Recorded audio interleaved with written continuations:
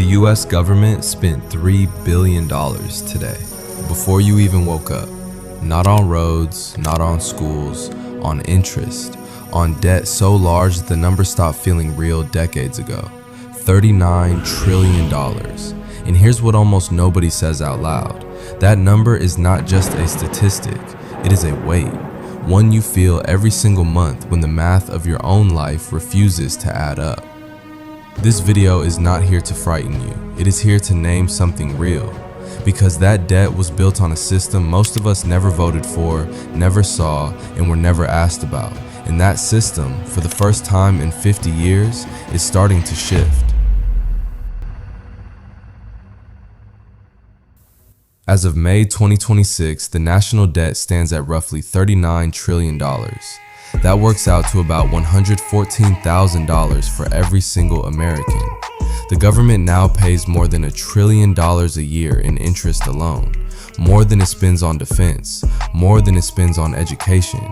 $3 billion every single day just to service what we already owe. You do not see this number on your paycheck, but you feel its shadow in higher mortgage rates, in the cost of groceries that never quite seem to stabilize, in the sense that no matter how hard you work, the ground keeps moving beneath you. In 1971, Richard Nixon ended the gold standard. The dollar became backed by nothing physical, just trust.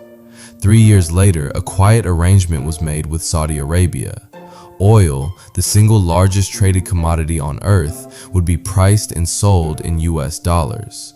Every country needed oil, which meant every country needed dollars first. That created constant global demand for American currency and American debt. Foreign governments bought our treasuries, bond yields stayed lower, interest rates stayed lower, and America could run large deficits without the immediate pain showing up in every grocery store and gas station. It was never a formal treaty written in public. It simply became the invisible architecture of the global economy. For 50 years, it held. In 2024, that arrangement quietly lapsed. Saudi Arabia let it expire without renewal. Other major producers began settling energy trades in yuan, rupees, dirhams. A new cross-border payment system, mBridge, has already moved more than $55 billion between countries without touching traditional dollar rails. Still small, but intentional, growing. The dollar remains dominant, roughly 57% of global reserves, but that share has been slowly declining for 2 decades, and the direction is clear. The world no longer has only one door it must walk through to buy energy. Here is where the number stops being abstract. When fewer countries need dollars to buy oil, fewer countries automatically buy US debt.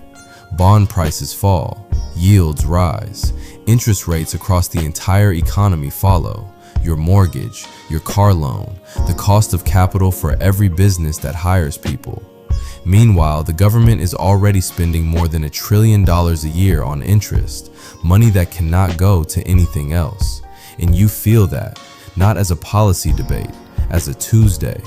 The brain does what it always does under scarcity. It tunnels. It focuses on this month's bills instead of next year's possibilities. You feel it as that constant low-level exhaustion, the sense that you are doing everything right and still falling behind. Not because you are failing, because the larger math of the system you were born into is quietly changing. This is not the first time a system like this has started to crack, and history is very clear about what happens next. Every reserve currency in history has eventually lost its unchallenged position. The Roman denarius, the Dutch guilder, the British pound. None of them collapsed in a single dramatic crash. They eroded, slowly, over decades, in the form of higher costs, slower growth, and a standard of living that shifted so gradually most people could not point to the exact moment it turned. The American dollar is not disappearing tomorrow. It is too deeply woven into the world. But the era when it could borrow with almost no pushback, when the rest of the world had no real choice, that era is ending. So here's the question worth sitting with tonight.